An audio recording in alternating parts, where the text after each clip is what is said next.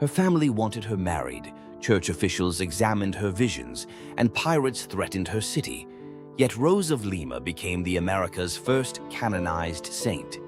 Before she reached 32, a poor laywoman from colonial Lima had become the spiritual mother of an entire continent. Her name was Isabel Flores de Oliva, but the world would remember her as Saint Rose of Lima.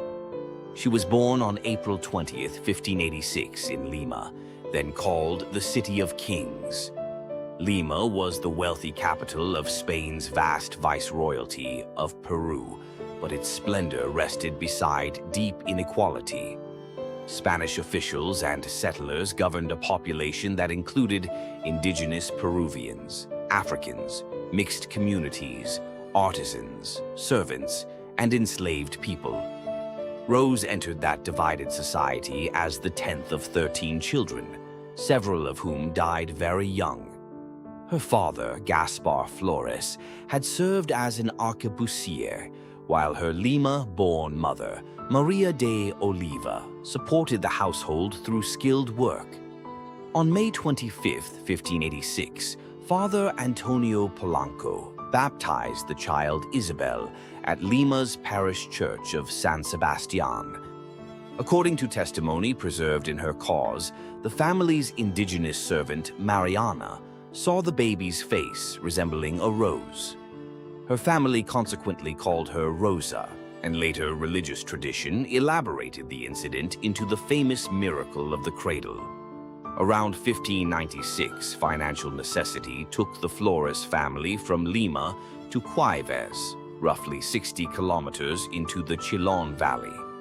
Gaspar managed an establishment connected with processing silver, placing his daughter near the harsh realities of colonial indigenous labor. Historians cautiously suggest that witnessing this suffering helped form Rose's later concern for indigenous and African neighbors.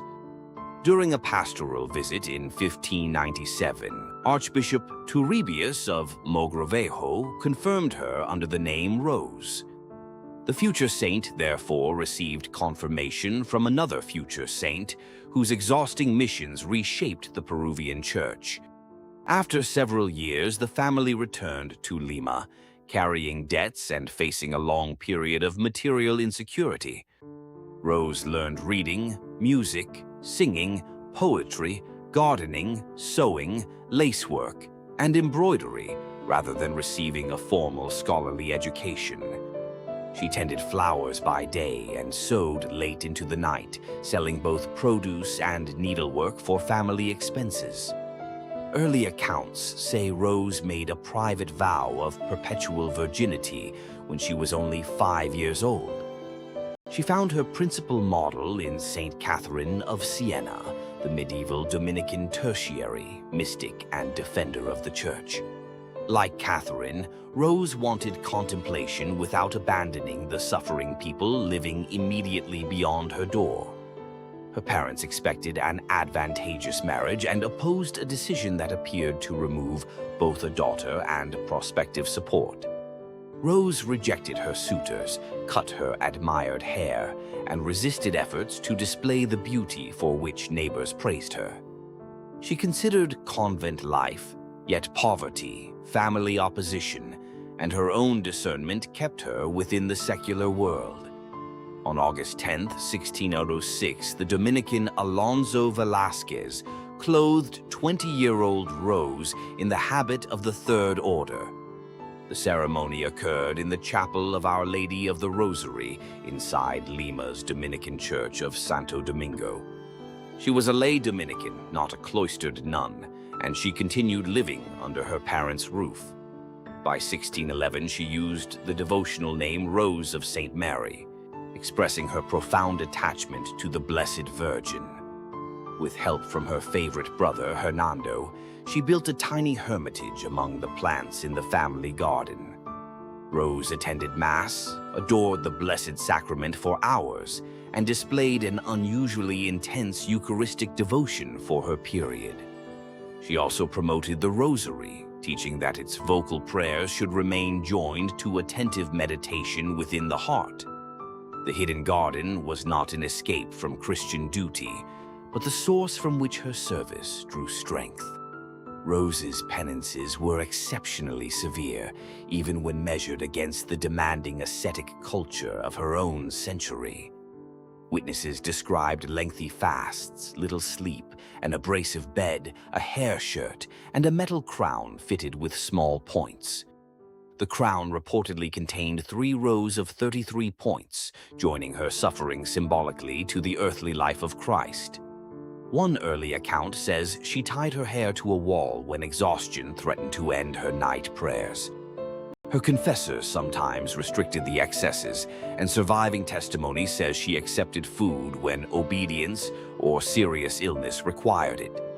Catholics are not asked to reproduce Rose's extraordinary mortifications, which belong to her particular era and spiritual direction. Behind the visible austerity, Rose endured long periods when mystical consolation disappeared and prayer seemed barren or abandoned. In 1614, the physician and spiritual writer Juan del Castillo conducted a detailed examination of her conscience and experiences.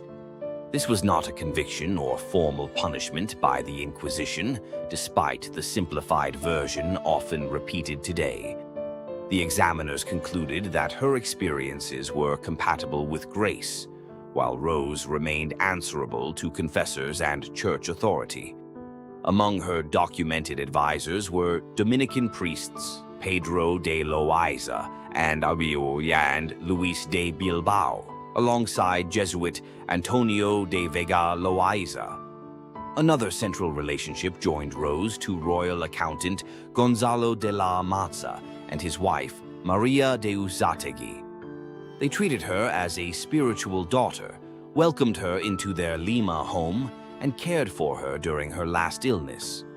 Women close to Rose, including Mariana, Maria de Uzategui, and Luisa Melgarejo, helped preserve memories used by early biographers. Later tradition calls Saint Martin de Porres her friend, but historians find little evidence proving a close personal relationship. She brought sick and destitute neighbors into the family home, treating indigenous and African patients as well as impoverished Spaniards. Witnesses remembered her carrying weakened patients, washing them, feeding them, and finding medicines despite her own family's poverty. A room became a small domestic infirmary for abandoned children, elderly people, and sufferers from illnesses others feared approaching. This was personal charity rather than a formally founded hospital, yet it anticipated organized social care in Peru. When prayer and a neighbor's need conflicted, Rose described service as leaving God in contemplation to find God in another person. Her embroidery and flowers financed this work while simultaneously paying household debts, uniting labor, family loyalty, and mercy. Rose also longed for evangelization beyond Lima, although women of her social position could not become public missionaries. She urged Dominican priests to preach among unreached peoples and considered raising an abandoned boy for eventual missionary priesthood. She read spiritual authors, especially the Dominican writer Luis of Granada, and recommended useful religious books to other people. In August 1616, she created 2 remarkable illustrated sheets now called The Mercies and The Mystical Ladder. Words, hearts, crosses, paper cutouts, and drawings mapped the wounds of divine love and stages of spiritual growth. She also transformed popular love songs into sacred verses addressed to Christ, particularly the child Jesus.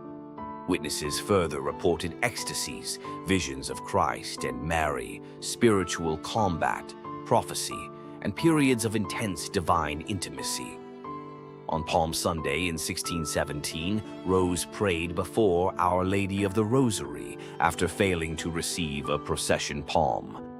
She reported hearing the Christ child invite her to become his spouse, an experience understood as mystical marriage.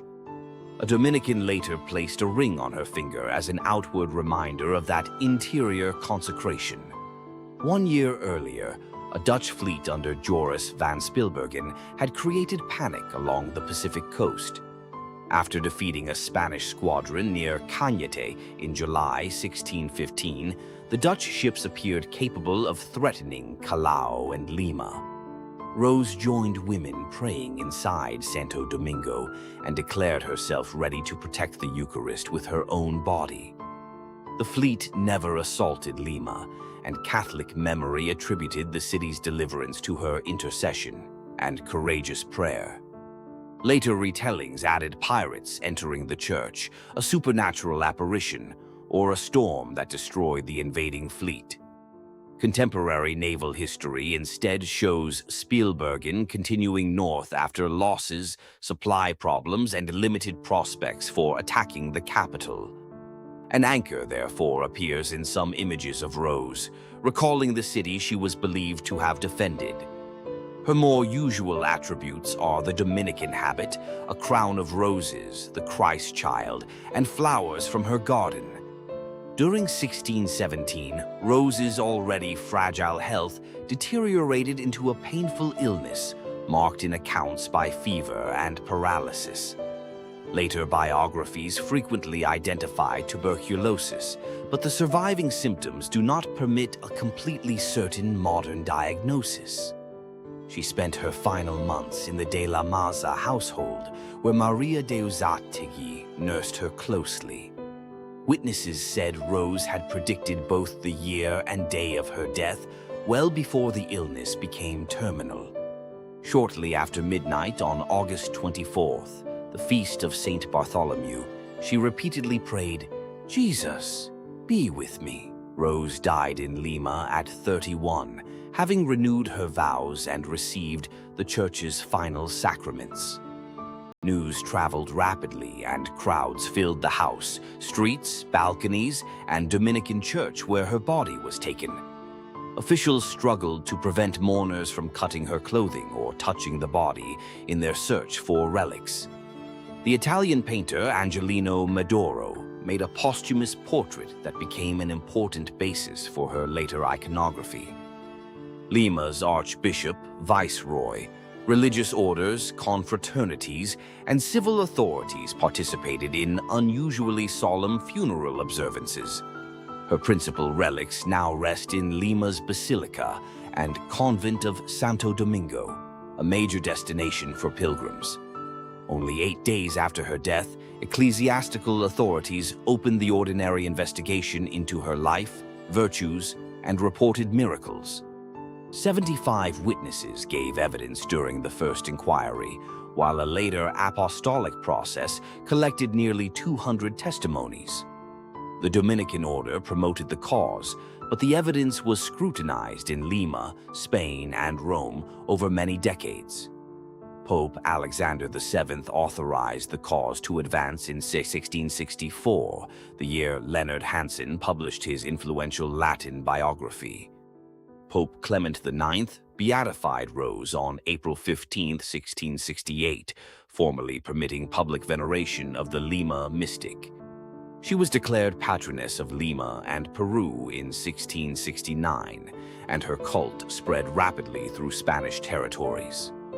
On August 11, 1670, Pope Clement X named her principal patroness of the Americas and Spanish dominions. Research into the records finds 119 proposed miracles, narrowed to 23 candidates, and finally 9 posthumous healings, 5 Peruvian and 4 Italian. They included restored movement for Maria Sanchez, Isabel Duran, Mauro Diego de Ayala, and the indigenous woman Magdalena Chamizo. Another Peruvian claimant, Maria de Vera, recovered from a fever after invoking Rose while holding her image.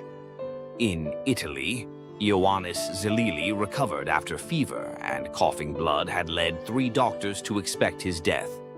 Candida Rosetta survived grave complications after childbirth, while Serafino Puglisi recovered from fever, blindness, and deafness in Palermo. Angela Chibasa was likewise reported cured after 26 days of recurrent fever and reception of the last rites. The popular tale of rose petals falling before a skeptical pope was not one of the investigated canonical miracles.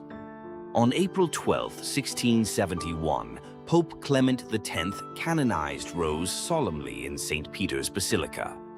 She thereby became the first person born in the Americas formally canonized by the Catholic Church.